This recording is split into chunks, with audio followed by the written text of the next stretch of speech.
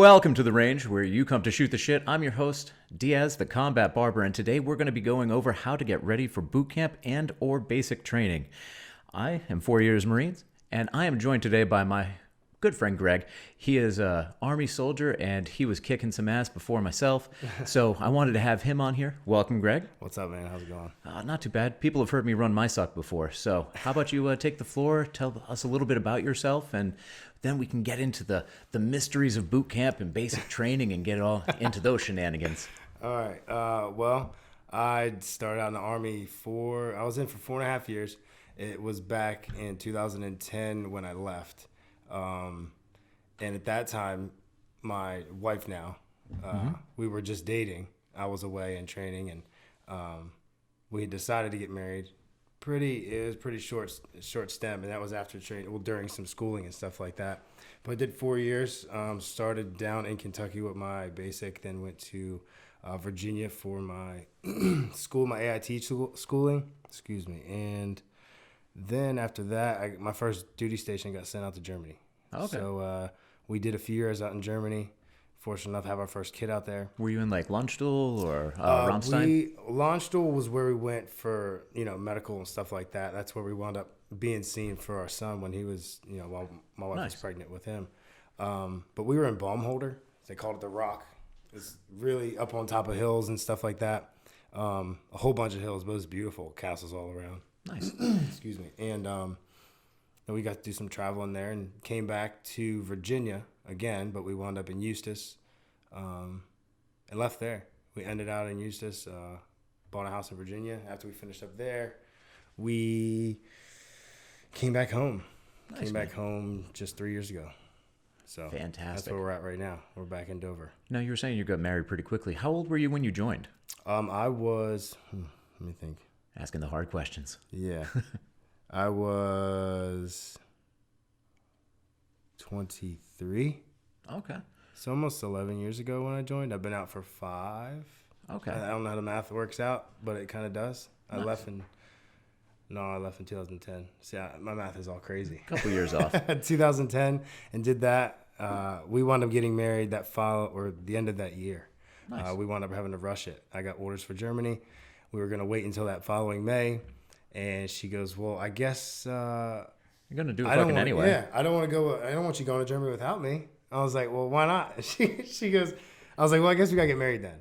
And she goes, okay, what are we thinking? I made the phone call, talked to her mom, let them know what's going on. Nice. Next thing you know, planned the wedding in 3 weeks. Everybody showed up. It was New Year's Eve that we got married, so it's an easy anniversary. Fuck yeah, man! Never forget that one. No, and it's partying fun. Anyway. Hell yeah. But so you were 23. I was 19 when I joined. Now, when I got to the fleet or the working part of the Marine Corps, anyone that was in their 20s was fucking grandpa. Like, we served with a couple of guys that were 22, 23, and literally they were grandpa. It doesn't make a lot of sense to people that haven't served, but like the stuff that they put you through, your body is just beaten up. Oh, yeah. So I'd be really interested to talk to you, like what you had to do to get ready for your basics, since you were a little bit older, still young, but a little bit older. Like myself personally, I was only 19, but I was a fat ass and I never really did anything. I was like, at the time, skinny fat. But you're like fresh out of high school too, kind of. Doing a little bit of work and stuff like that, but nothing too crazy. But I never ran in my life, and I'm from the Northeast, and it's fucking cold. When you run, your lungs are on fire. Yeah. So to anyone listening, when you're joining the military, I'd say the first part that you'd have to really pay attention to is what branch you'd want to go into. And that can be dictated, like if you had family that served in one branch, or if there's just a job that you really want that one branch does better over another. Right. Go talk to a recruiter, see what their standards are. Say once you do all the physical stuff, and we'll get back right to that, then you get to your contract signing, make sure you have everything, and I mean everything, in writing.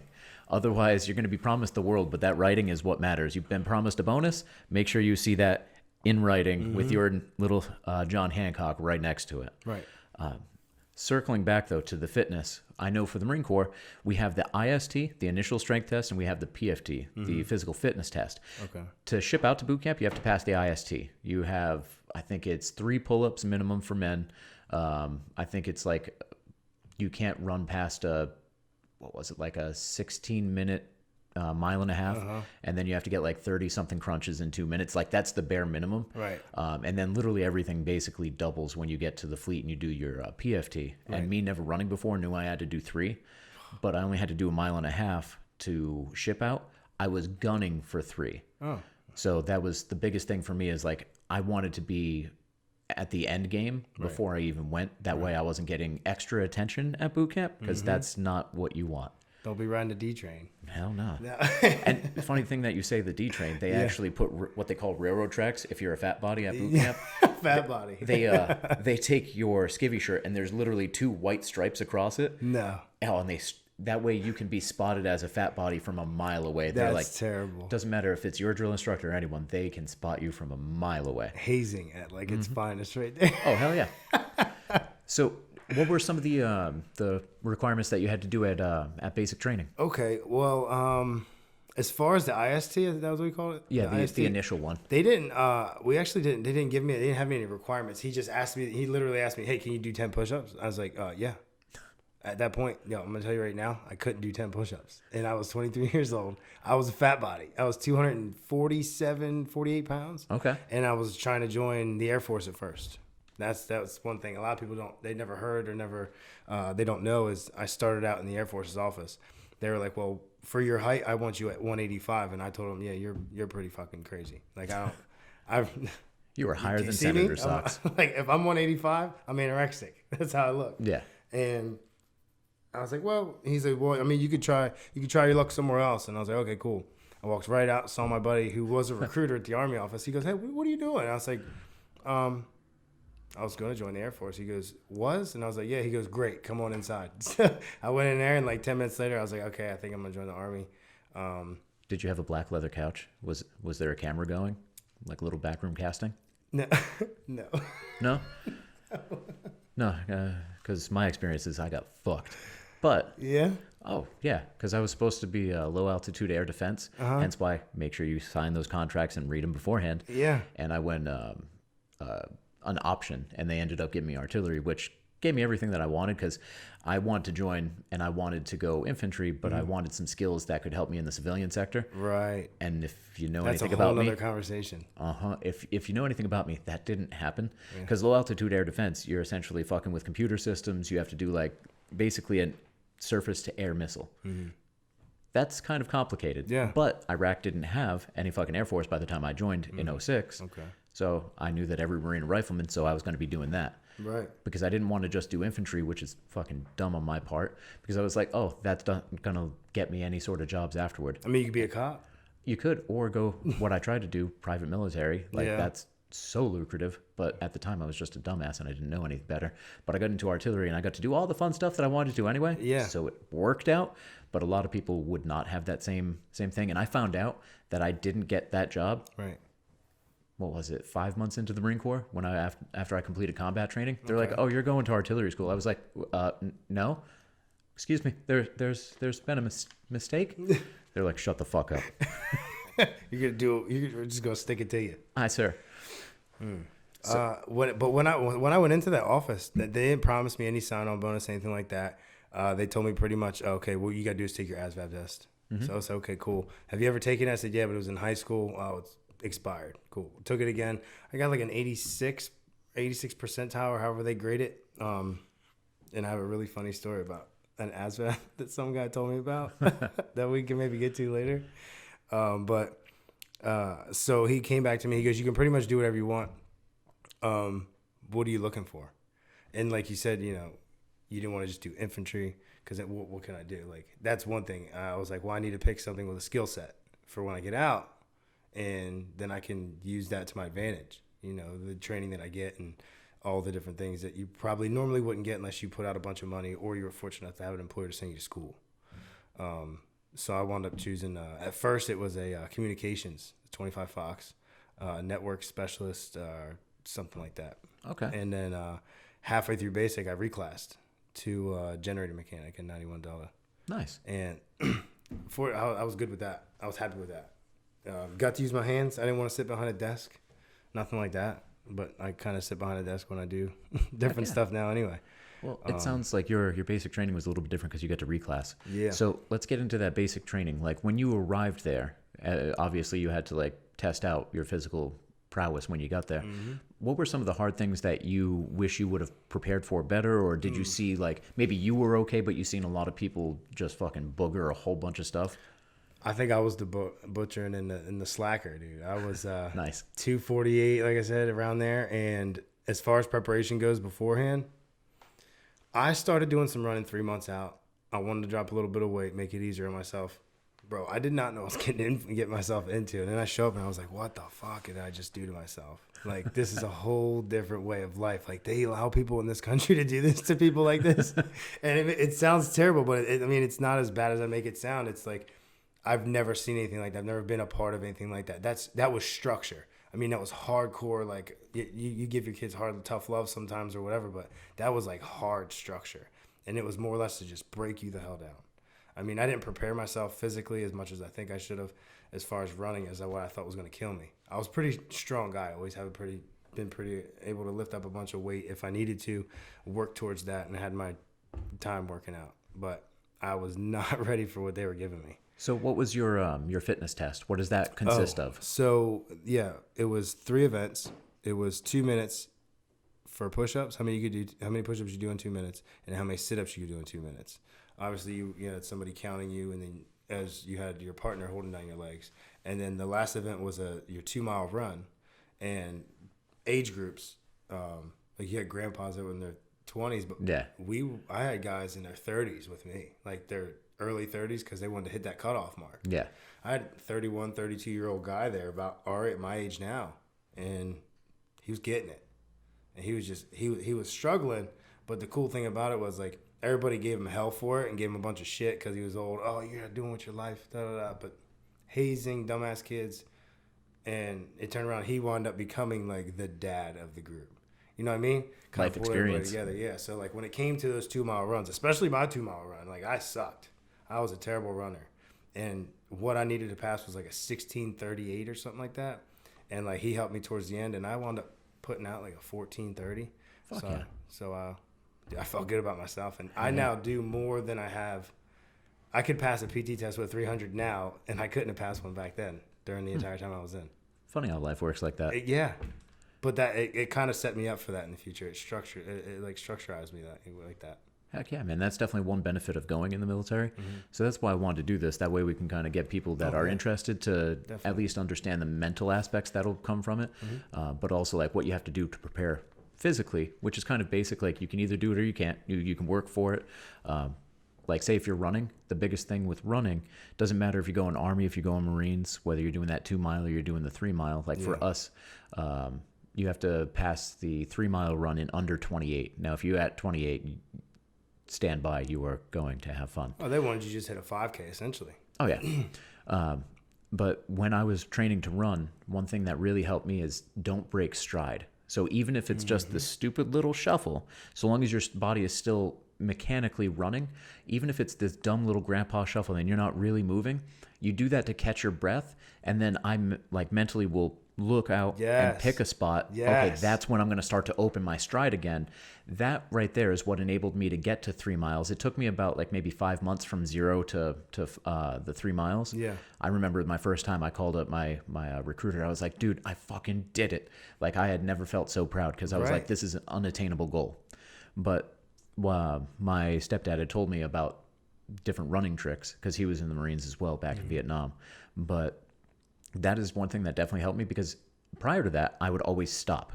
Like I'd walk and I'm going to walk to this point and then start running, but my body would hurt. But mechanically, you need to stay in motion. That way you don't start to hurt and your body doesn't go back to that walking mentality. And mentally, you're already drained once you start that walking process. Right. I mean, because once you start walking, you're essentially all those muscles that were moving, all that blood that was just flowing. Sorry about that. Oh, all that blood that was just moving, those muscles, everything's going. You're stopping and you're allowing them to then relax. Well, I mean, at first they're gonna turn. They're gonna stay tense a little bit because after you work out, you feel that pump, and that pump lasts for maybe a half hour, 45 minutes. But when you're running, it's not the same thing. So that'll dissipate real quick. That'll fall off and you'll be stuck. Next thing you know, you try to regenerate yourself and get back going. It's even harder than it was the first time. and to maintain that stride, like you said, maintain that movement. That'll keep you from falling behind. That'll keep you from saying, well, I can't do it. But if you just keep moving, what I would do, I would just I'd focus on that person, the next closest person to me, in front of me. And I would try and slowly catch up to them.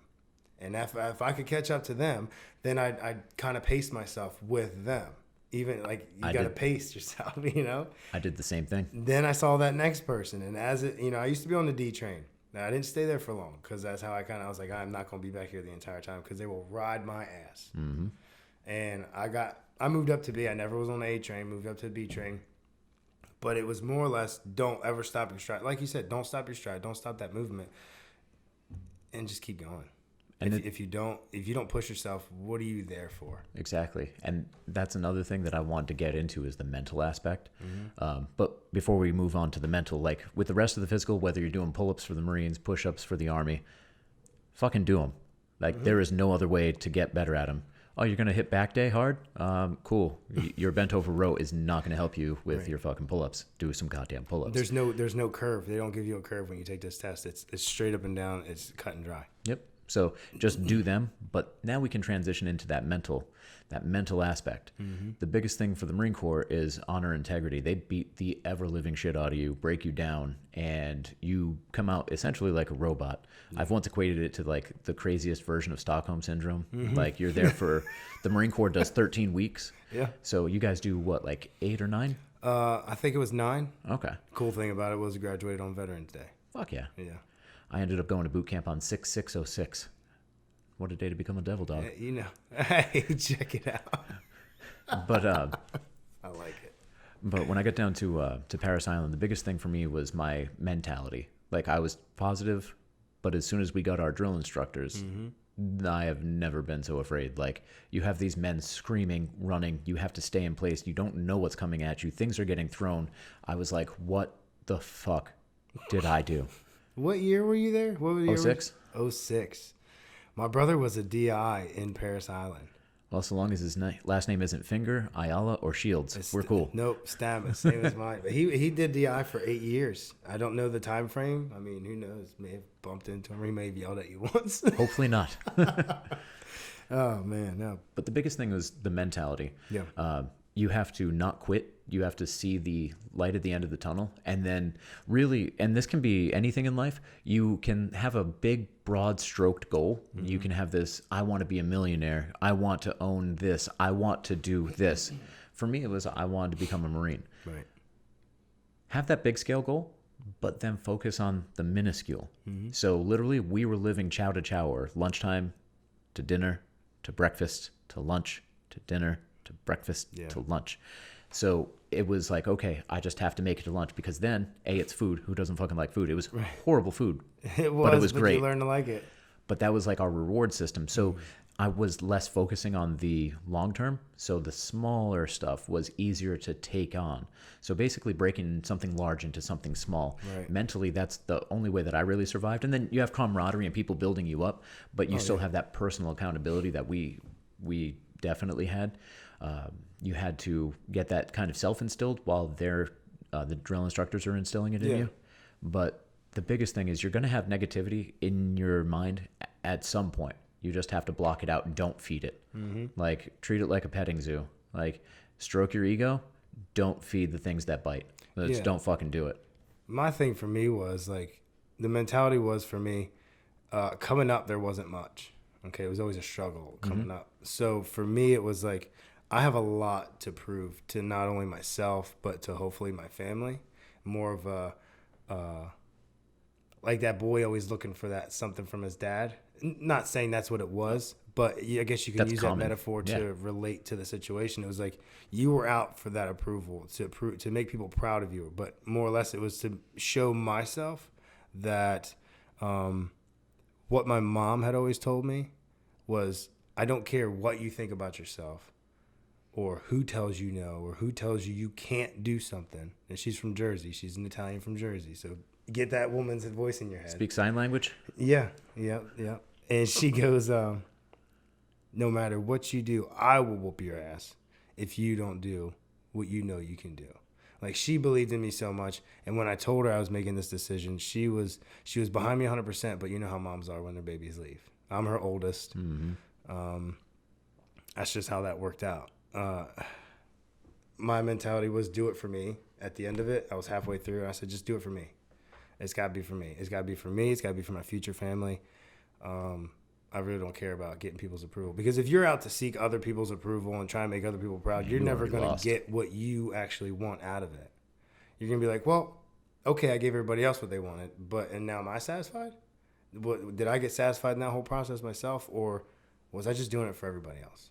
Like anything else in this world, you got to do it for yourself. And if joining the military to get away from a tough life, get away from a crazy way of living, upbringing, toxic situations, whatever it might be, whether you were heavy into drugs or something, you cleaned up, even if you didn't complete high school, if you're so close, they'll turn around and go as far to help you get that GED to go in.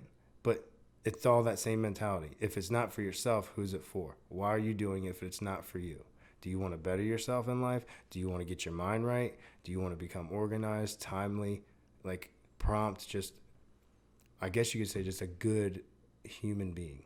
Like a very strict well-rounding of a person. Yeah. Do you want to be someone who's approachable? Do you want to be someone who, can be sympathetic and empathetic? Because all these kinds of things will happen to you in basic. At least they did for me. I saw guys that needed support. I needed my own kind of support, but we all had each other's backs in one way, shape, or form. And I think it was more of a mental thing, because a lot of guys would break down. I would break down. That's the first time I was ever away from anyone. The first thing that I remember of us coming together, it was the night before we got our drill instructors, and we had a little bit of a prayer circle. I'm not overly religious or anything, but definitely joined in because it was about the brotherhood. But also it stemmed from the fact of one of our guys, his name was Hester. He was from New Orleans, and he had just got a letter that it was either his grandmother or his mother, like they couldn't find her, and Katrina had just happened. Oh gosh. Like he buckled, like he was on the ground crying, and like we brought him back into the fold to try to get his mind right. And literally he was one of the squad leaders, because you have one guide who's overall in charge, and then you have the 4 squad leaders, one for each squad, and he ended up being one of the main enforcers, if you will. But we all kind of bonded together and tried to get this mentality, like we're not going to let each other fail. Now, some people didn't really adhere to that over the course of things. They tried to basically be out for themselves instead of help out everyone else. Right. But there's only like onesie twosies out of like almost 100 Marines in a squad bay. And that'll happen. Like there was this one dude that was just a sick bay commando.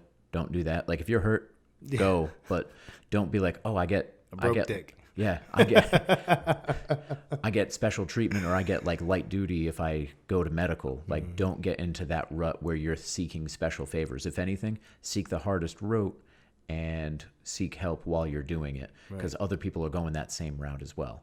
If it's a genuine illness, if it's a genuine injury, don't feel bad about it, because you don't have to prove to anybody that it's real, because they're going to see it. You can obviously tell when somebody's faking something, unless they're just a very good actor. Oh, you can work the system, because they, especially with so many different activist groups, because of deaths at Bootcamp and whatnot, you have activist groups that have made, if you will, legislation in the way that it's run within the DOD. Right. So if something is said, they have to listen to it. So you can definitely work the system if you try. Right. But then you get extra attention from your squad mates. But then again, what are you there for? If you're there to work the system, you're no good. You're not even as good as you were. You're the same as you were before you joined, before you even attempted to get in. And that shows that your character will show. That will show that you just, I don't know. Like the people around you, we had people like that in basic, and just try to do anything to get out of everything. And it was a little frustrating. Well, since we're talking about that, I think one thing, like, it's good to have ego in a positive sense. Like, I'm going to do this because I'm a badass, or I'm going to do this for my family. I'm going to do this because I'm a fucking rock star. That's all well and fine. But also you got to look at the team. You got to look at the fact that you are now part of a team. So you got to be a contributor. Like you got to play a good part, because it's not just about you at the end of the day. They're breaking you down, and you have to contribute something. Like, I'll put it this way. I went in for myself, but we once pissed off our drill instructor, and he was an asshole. Most of them are. But it was super insulting Right. when he got so frustrated with us that he stopped calling cadence while we were marching. Like, that's super motivational when you're marching, especially at boot camp, because like you kind of pride yourself on it. Yeah. Like, we have 3 large inspections of drill when we're there. Yeah. But we're drilling every day. He stopped calling cadence because he said, fuck it, literally. And like, to walk around with a drill instructor on Paris Island not calling cadence, everyone's fucking looking at you. Yeah. You are a big bag of hot shit. Yeah.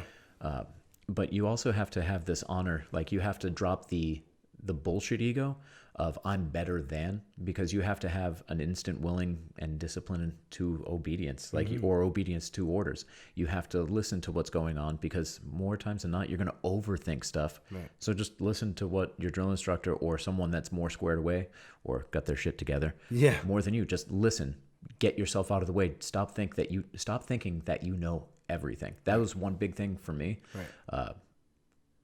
Just being able to be a student, because I came from a place where I wanted to be in charge. I wanted to be valued. Like, were you more of a I don't do well with authority, or were you okay with it?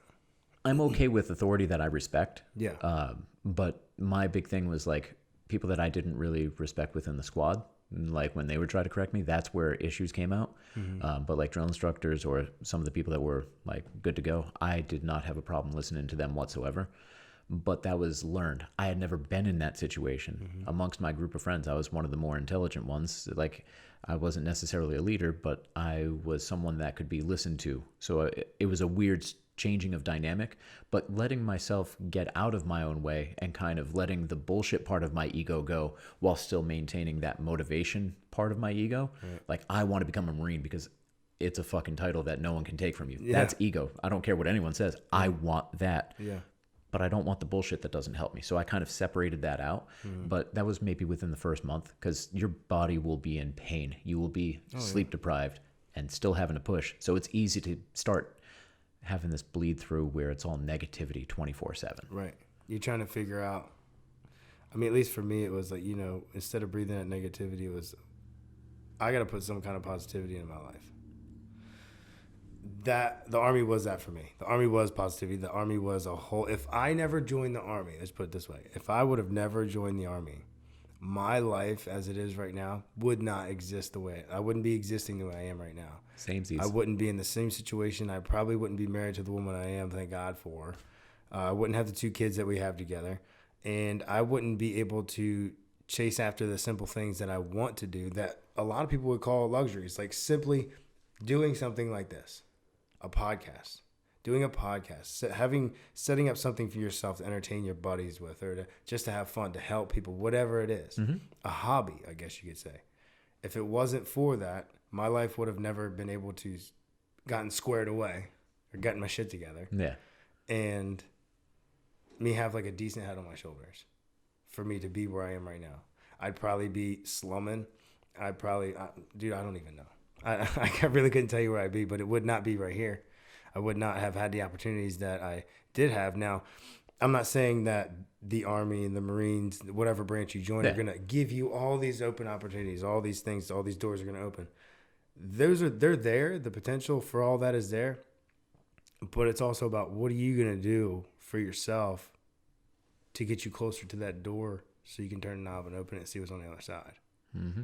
Or are you just going to sit back and look at that door all the way down the hallway, man, and then not want to get up and walk down that hallway? Because that's really life to me is a hallway. You got to walk down and open up doors. If you don't open up the doors and see what's behind them, give things a chance. And if they don't open all the way, don't go in there. Yeah. You're not supposed to. It's momentum. Yeah. Like, once you start doing stuff, it's hard to stop. Back to the running. Mm-hmm. You start running. There you go. You start running. Don't stop. Keep running. Because if you stop running and you're doing well, and you're getting that momentum, and then you just stop, but you got to start over. Just like the hallway. Heck yeah, man. It's wild. Something that's very close to what we're talking about, at least in the spec of boot camp and basic training. Yeah. You can probably attest to this, is military bearing. Like, maintain your military bearing. So for anyone that doesn't know, military bearing is where you have to keep a straight face. You're kind of like a robot. You're essentially a machine, no matter what's getting thrown at you. That's something that you can't really practice. Just understand that you have to, like, not move. Just Just listen to what Lock they're it up. saying. Just Shut it down. if they're saying don't move, don't fucking move. Just that simple. That's one thing that's very hard to get accustomed to. Because you're like, oh, my fucking face itches. I'm gonna scratch that. Don't scratch your face. No, don't scratch your face. You will be getting a lot more itchy from having a lot You more better sweat. scrunch your damn Sand face. pit. Yeah, sand pit. Oh my gosh, the sand pit! I can't stand the sand pit. The sand pit was on. I have to tell you the story Yeah, about the sand go pit. for it. So, it was the center of everyone's. I don't ever want to do that shit again in my life. Okay, and by that it wasn't very big. There was 52 people in a squad or in a platoon, and then all 52 people were usually in that sand pit, elbow to elbow, hip to hip, and you're low crawling. The one time that we really had enough of it was we were in the chow hall, and there's this guy, I'm not going to say his name, and if he ever hears it or sees it, he'll understand exactly. Hashtag fuck that guy. Yeah, hashtag fuck you, dude. And then he stole some cake out the chow hall, okay? One of our drill sergeants saw it. Saw him put it in his pocket. Didn't say anything to him. Nothing. We get outside, formed up, 3 minutes later because that's how long we had to eat. And we start marching back. Nobody knew. Start marching back. Get to that sand pit. Mind you, it's raining. Get to that sand pit and halt. Stop what we're doing. And he goes, left face. I said, oh, shit. Nothing good comes from halt. He goes, Private so-and-so, bring your scrawny ass out here. Gets him in the center of the pit. Gets him up on the drill instructor stand. He goes, so, Private, let's tell everybody what you have for supper tonight. So he starts telling everybody. He goes, I feel like you left one thing out.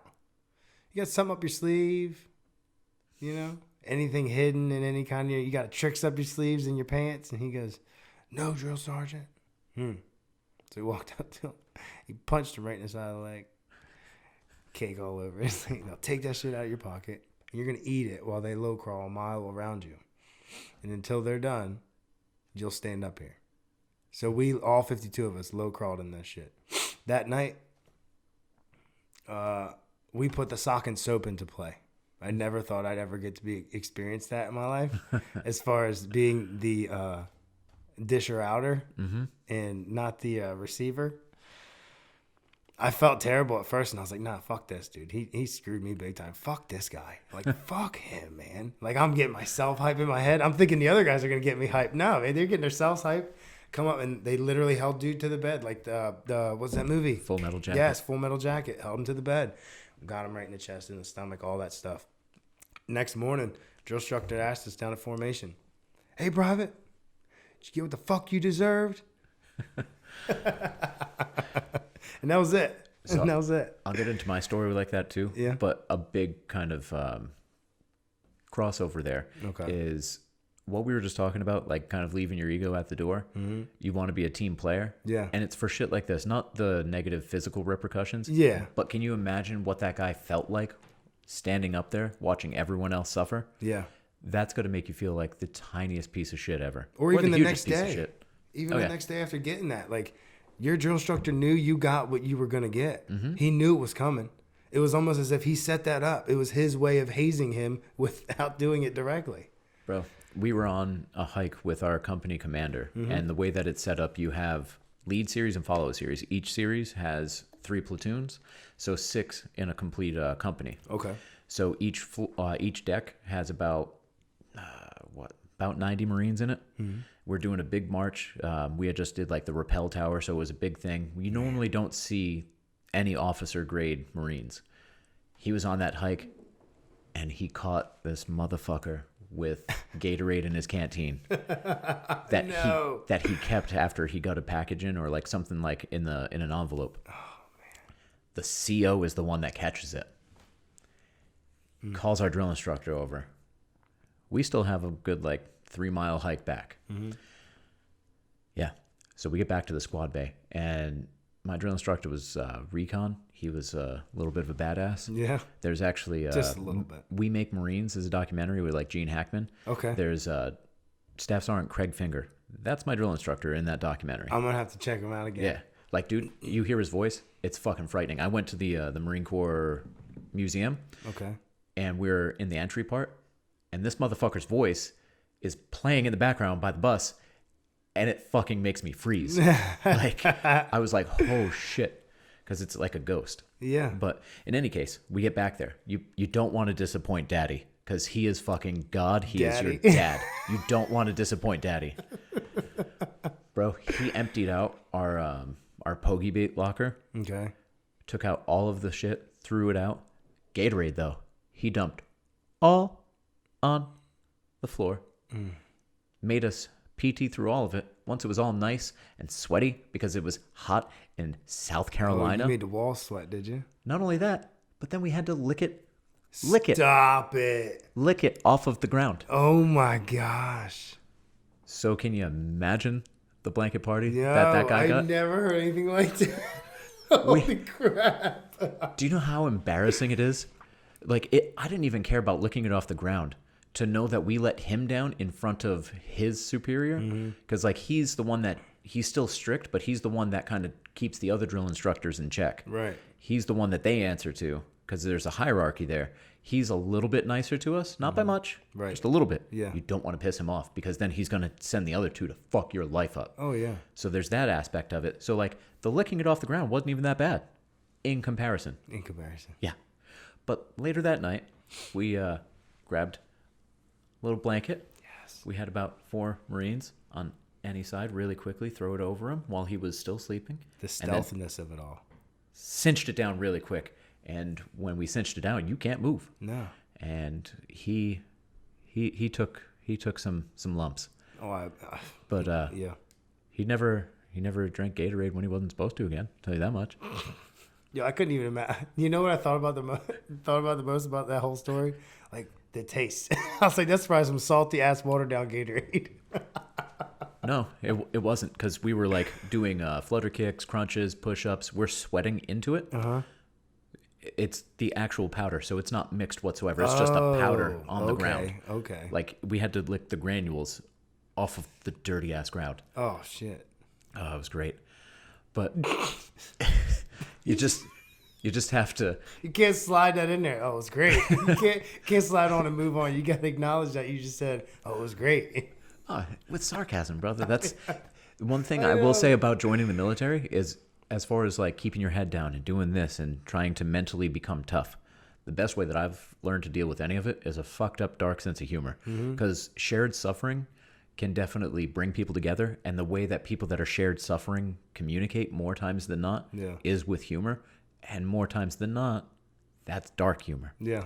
So that's kind of what we ended up. If you don't have a sense of humor, if you can't take sarcasm, if you can't take somebody yelling at you for a period of time, I don't know.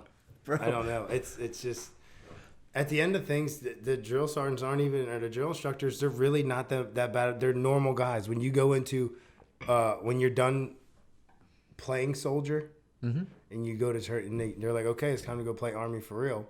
Like, at the end of that, you've developed a relationship with your leaders at that point, whether it be on the officer side of it or the enlisted side of it. It's, and there's that camaraderie. They break you down. Essentially, your brothers and your sisters break you down just to build you back up. And that camaraderie and all that stuff is still there. They just have to be really, really hard on you and be such an asshole to where you hate them and you just do what they say, because in the long run, it pays off. You have that brotherhood and sisterhood with these people. It is amazing. It's wild how it goes full circle. Because it's like, no, I don't want nobody to break me down, beat me up. You know what I'm saying? I can't handle that. I can't do this. Yeah, you can. Man, you actually can. I was beaten with my own rifle. Fuck. I didn't got that. I got hit with a firing pin. All because I missed a place in the march. Like when we had to do a column left. It was like... And he hit you with, hit you with the rifle? You have it at fucking left shoulder arms. Oh, yeah. And like I pivoted like maybe like 3 inches out of place, and he took my rifle and was like, "You stupid motherfucker," and just like was bashing it against my head. All right. But he had anger issues, that one. But speaking about brotherhood, though, there was one. His name was at the time Staff Sergeant Ayala. Okay. He was a bad motherfucker. Like, he had a car, which is a combat action ribbon, and he also had NAM, Navy Achievement Medal. Oh, okay. With a V for Valor. and then he had to give CPR or whatever, like first aid classes, and he had to use indefinite articles like a Marine may have one time in Iraq Like blasted a dude in the chest with a shotgun and then had to register aid to said Iraqi. That Iraqi may not have made it. Like, he had to use indefinite articles. So I knew he was a bad motherfucker, man. Right. But he ended up, because it was his first cycle, he ended up getting out, going to another platoon that needed him more. Mm-hmm. I remember when we had like one free day right before it, like I'd seen him with his new platoon. And literally one of the things that made me feel the best is he was just like he smiled at me. He was like, "What's up?" When I was just walking around like in my uniform. Right before graduation, and like I went over and shook his hand real quick, and then he was like, "How's things? Good, cool." And he ran back, and it was like the first sense of feeling anything. But speaking about comedy and fucking brotherhood, so when we take showers in the Marine Corps, okay, you do what's called a wagon wheel. So you're butt ass naked, and then you all face right, and you all wagon wheel all the way around and into the shower. Now, the showers probably about have 8 heads, and usually they'll have all cold, or maybe they might have one that's hot. Mm-hmm. Now, what you do is you're getting counted down, and literally your shower is like shuffling through underneath those water spigots. Really? Yes. Wow. That's your shower. Like, no soap. Like, that's your fucking shower. Oh, man. So you're in shower shoes. You have a towel, like, to dry off. That little ass towel. And, like, a little hygiene bag. I'm online. Online is where like you're all lined up and there's an actual line on the floor. You stand there and they count you down. When they get to 0, stop fucking moving. You better be at the position of attention. Well, we also at this time had to have a ditty bag, our little like hygiene bag. Yeah. Standing at the same time. Fuck. And it was late at night. Shit. Mm-hmm. There's 2 on the floor. Everyone else has one. Who fucking made one just completely appear out of thin air? I don't know, but I couldn't figure out which one was mine. So I was a split second late. Just a little bit. Split. Let me tell you, Ayala got right in my face. He starts yelling at me. Mm. And all of a sudden, my towel drops. Mm. And this combat-hardened badass looks down. No. And then looks up at me. And he has a smirk on his face. And I cannot have the largest smile on my face, but I do. And now he's the only one in the squad bay because it's late at night. Yeah. And then, like, say if you're right in my face, I can see in my periphery both of the guys right across from me, and we always fucked with each other, trying to get each other to lose bearing. Yeah. So these motherfuckers start going like, basically, if you're listening, it's almost like Zoolander's Magnum or Blue Steel. It's all the same. Bro, they were like we would do different things, like try to hold each other's hands and stuff without being seen to like get someone else to laugh and get just the world coming down on them. Right. But man, he would not leave me alone. He's like, "What's so fucking funny, Diaz?" "Nothing, sir." Just like trying to keep a smile off my face. Mm-hmm. They're fucking with me behind him. He doesn't see it because they're being quiet. Then he's like, "You're gonna have fucking Firewatch tonight." "Aye, sir." Still smiling. Mm-hmm. "All right, you can get fucking Firewatch tomorrow night too." "Aye, sir." Still smiling. Just stop it. Firewatch all week. "Aye, sir." He's still smiling. And it gets worse and worse and worse because he's trying not to smile his goddamn self. But yeah, he ends up getting the month. Then he's like, "You're gonna have Firewatch every fucking night that you're on this goddamn island." I was like, "Aye, sir." No. And it was fine. Yeah. Until he started to threaten the people around me. That's when literally, I don't know why, but something came over me and I was able to wipe it off my face. But I did get the hookup because the people that were fucking with me were the people that made the watch lists. So they made 2. They had one that they gave the drill instructors that had my name on it every night. And they had a real one. Yeah. Because they're the ones that were fucking with me. Hell so yeah. They hooked me up. But that type of dark humor is what gets me through. Like, that shit was hilarious. I would say you straightened up and you wiped the look off your face because you started thinking about, oh shit, the other guys are going to start getting in trouble for the shit that me and my buddies are screwing around with. Mm-hmm. And now it's going to affect others and I'm going to feel like shit about it because it's going to fall on me. And literally, all they were the Marines right next to me. Yeah. Or sorry, recruits right next to me. Right. They didn't do anything. No. Like, they were probably wanting to smile, but they weren't. They wanted to so bad. But bro, like, why did my towel have to drop? Like, fuck. Well, I don't understand it. But there is something to be said, like, you build up that bond, and even though, like, that guy in that moment felt like he fucking hated me, right? Like, that was the same guy, like, once I was coming close to graduation, that was like, hey, and took the time out of his platoon to like come and say what's up to me. Like, Yeah. so you have to understand it's a show, and like you were saying, it's for a reason. They're breaking you down and building you back up. Right, exactly. But It's exactly what it is. They're not going to look at you. You have to understand that the people you're about to run into, and you're gonna deal with for the next 13 weeks in your case, 9 weeks in Army's case. I don't know the other branches, but yeah, you could look that up on your own. That's not how they are every day of their life. That's how they are every day of these, however many weeks you're there for. It serves a purpose. Everything that happens there serves a purpose. The shitty food serves a purpose. I mean, granted, you won't take a shit for a week. Excuse me. You won't take a shit for a week, but that's like the food there for whatever reason. It looks like shit food, but it's not bad for you.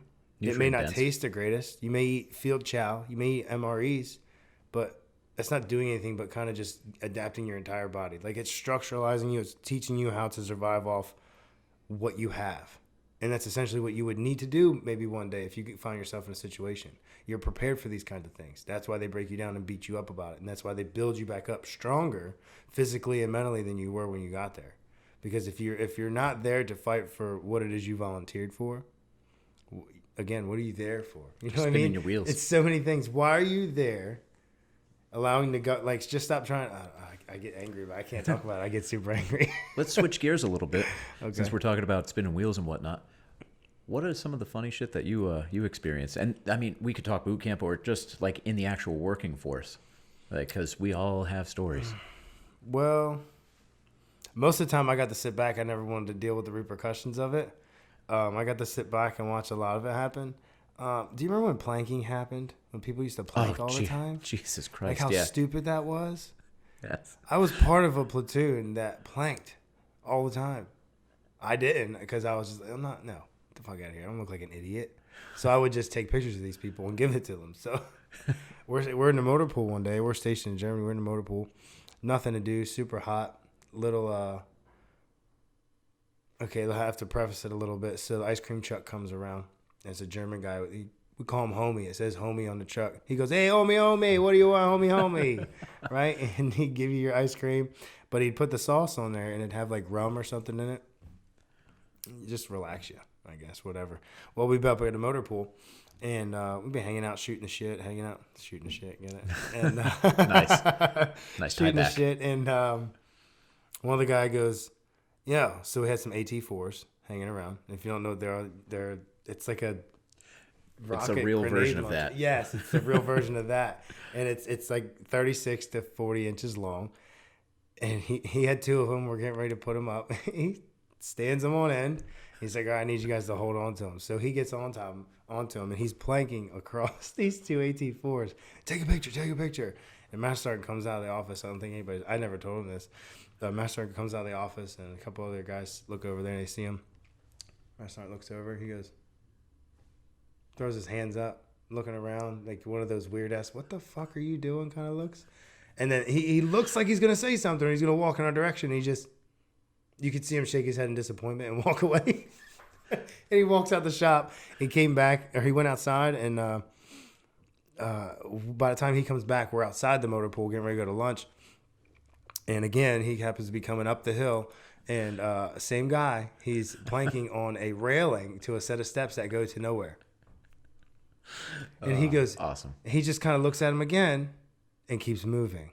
Like, I don't know what it was, but just the look on Master Sergeant's face. He's like, he's you're never Spanish guy. fucking getting promoted. Yeah, he's ever. just a Spanish guy. And the look on his face is what got me. He just kind of, it was disgust, confusion. Like he was amused by it. But it was like, I can't believe I work with these fucking people. How the fuck? What the fuck happened to my army? Like he declares in his army, what the fuck happened to my army, man? Those kind of guys. I mean, I never really had any too much exciting stuff. It was more like I used to do more of the adventuring stuff when I was in the military. Like the only funny story I really have about AIT was the fact that I got a 4-day weekend once. We were supposed to stay in the area. My recruiter who got me into the army drove 4 hours from Delaware to pick me up and bring me home to see my girlfriend for the weekend. Now that's a recruiter. Fuck. And then she had to take me back though. The thing was I had to buy tacos on the way back. for him to come pick me up. And he was like, "You're good to go." And I was like, "Yeah, I'm cleared, man. I got a 4-day pass." And I didn't have like a 4-day pass. So I just had my roommate lie for me.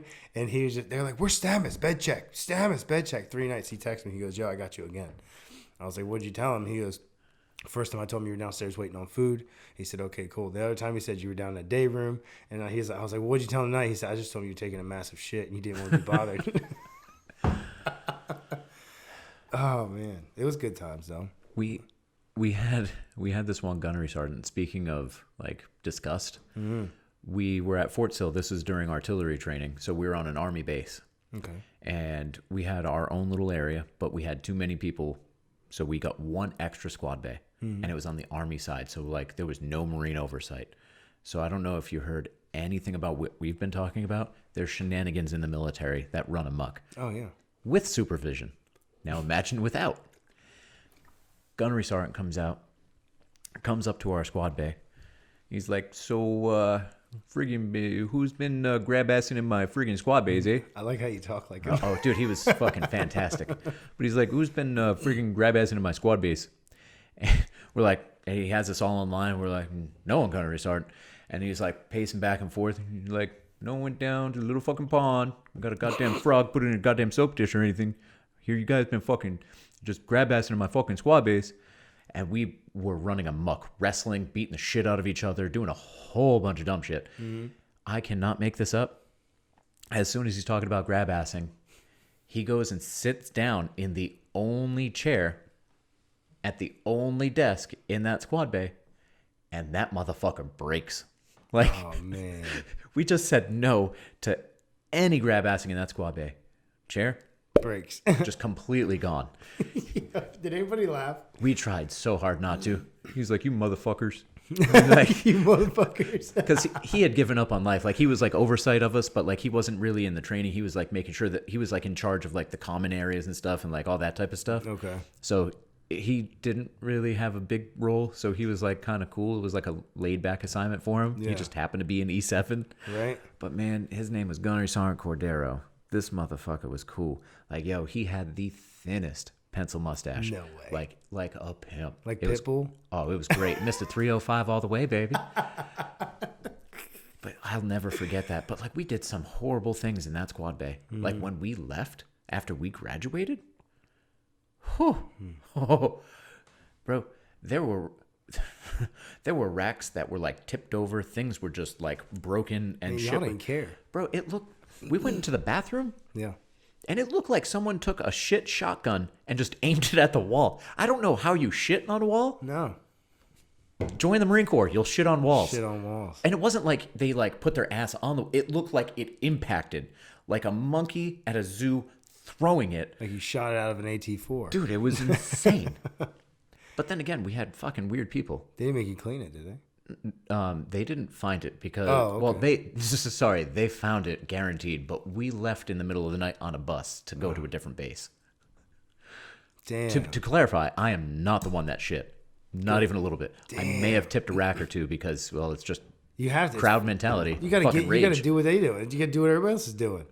And we like to fuck with this one guy named Derby. He wet the bed. I don't know how the fuck he got into the military and wet the bed, but he wet the bed a lot. What? And he was a corn-fed motherfucker. We had a guy that did that, but his name was Self. Like a dude with the last name Self. Hey, Self. pissed himself. Yeah, Self pissed himself. Self, get your pissing ass self out here, right? They get on him all the time. Oh my gosh, there's always a bedwetter everywhere. I can't handle it. I don't know what you do with that age and you're wetting beds. What do you do with that? Yo, we had a guy look like Krillin. No lie. He'd come in our room and that'd be running around like him too. He'd wrap his blanket around him, like, make like one of them suits or whatever they were. Geese, is that what they are? Mm-hmm. He made a gi out of his blanket and he'd come in there and he was a little short bald motherfucker too. So he kind of just like put the angry face on and came running into the room. I say, hey, Krillin, you can get your little bald ass out of here before we put you in a fucking dryer or something. Get them wrinkles out your face. He'll Kamehameha you, bro. Oh, man. Dude, Fort Sill was a motherfucker, too. Was it? Like, it's pretty big out there, though, isn't it? Oh, it is, because it's an impact range for artillery. Yeah. But I'm just talking about the shenanigans. Okay, Like, yeah. we had something called the Naked Ninjas. Oh. Naked ninjas. So you were either actually naked or you wore your jockstrap because it's the fucking 2000s. And Why you're a are you ninja. still issuing? Well, you are, but why are you issuing a fucking jockstrap? Like Wait, you got issued a jockstrap? Yeah, it was weird. Like, what do I do with this? Is this a slingshot? What the fuck? Absolutely. But you either were wearing one of those two, and then you took some sort of like baklava or like shirt, wrapped it around your face so no one knew who you were, and there was like passageways to get to different decks in the back of the squad base, and you would just go in a group of like 4 to 8. Like you're clearing houses. Oh, but if you were homosexual raping while clearing houses, yes. Because like there was a lot of people that are not okay with any sort of like homosexual activity whatsoever. Yeah. And those are the targets. There's the guys you fuck. We used to do the same thing. So like you'd have this group of guys literally just harassing these people. Right. But just barge in the room, kick their shit down. we had Man Love Mondays, two in the Rack Tuesdays, Whack in the Rack Wednesdays, 3 in the Rack Thursdays, and I forget what Friday was, but it was just all like super. Hey, it could have been Foursome Friday. Who knows? But no, like it was just shenanigans, and like Firewatch would be like getting all pissed off. Firewatch is someone that has to stay up and make sure no shenanigans are happening. Yeah. Our job is to piss them off. Yeah. But dude, like some people were not okay and started like telling the staff there. Oh, come on. Sensitive ass. Never mind. Yeah, like we weren't doing anything except for like hugging them and jumping in the rack with them, which is enough to make a homophobe jump through their skin. Oh yeah, they'll freak the hell out. It's hilarious. Absolutely. But then you had the guys that played way too much into it, like into the like 3 in the Rack Thursdays. I forget what the record was, but you could not get any more Marines under the covers. Stop it. Oh yeah, it was great. Stop it. But so where were we? Joining the military? We were everywhere. So long and the short, I'd say the biggest pullaways would be to read whatever contract you're given. Mm-hmm. I would say to look at the standards of whatever branch you're going into as far as physicality. Make sure that you can achieve those goals. Mm-hmm. And then mentality. So just have the best thinking process that you can, geared for whatever branch you're going into. Right. Because, I mean, there's some differences, Marine to Army. Sounds like the Marines are a little bit more gay. Oh, yeah. Well, there's some stories I just won't tell on this.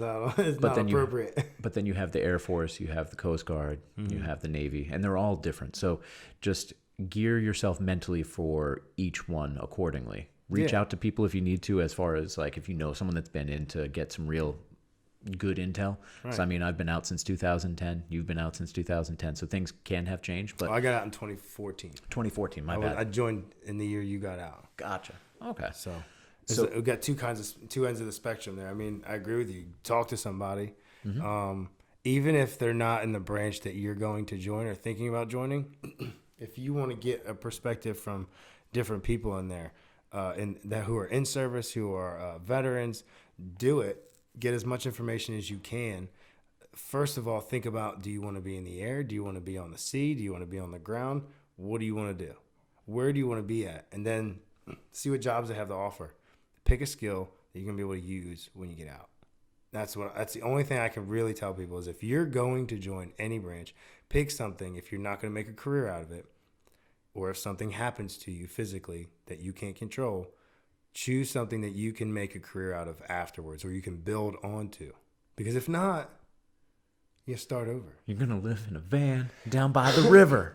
And that might be okay with you. You might want to live in a van by the river. Happy for you, cutting trees down, building shit. You know what I mean? Like them videos on Facebook. You ever see them people building stuff out of bamboo stuff? I'll get wrapped up in that. But anyway. Yeah. Do some research. Don't go in blind. If you go in blind, you're just an aesthetic person. Like if you're physically fit, you don't have to worry about that. Fine. But I guarantee you're the kind of person, if you're aesthetically fit and you have all that good dumb attributes, you don't do well with authority. I guarantee you don't do well with authority.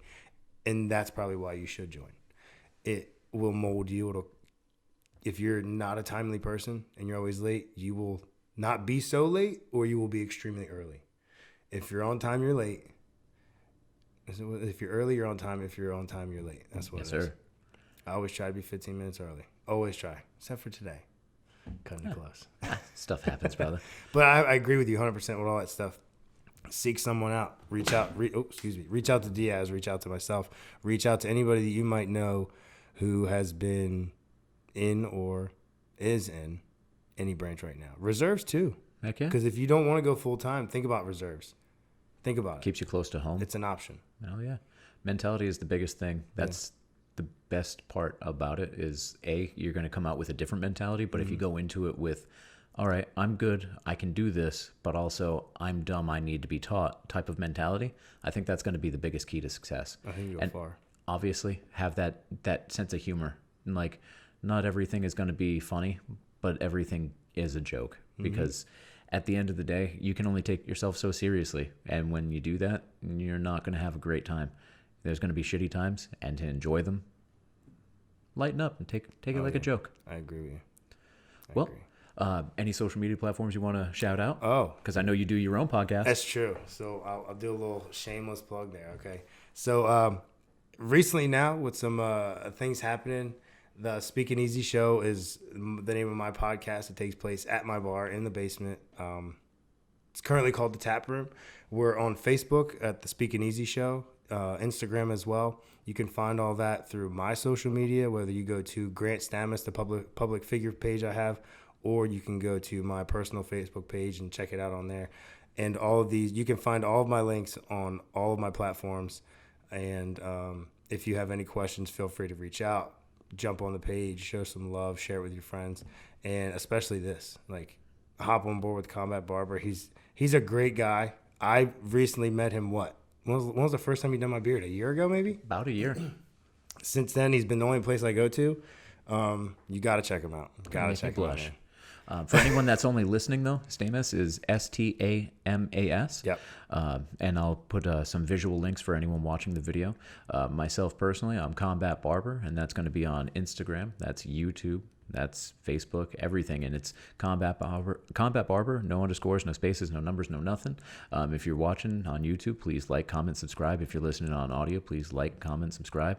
All that traffic makes me feel good. And when I feel good, dumb stuff comes out like this. Absolutely. Appreciate you, brother. Thanks for having me on, man. Not a problem.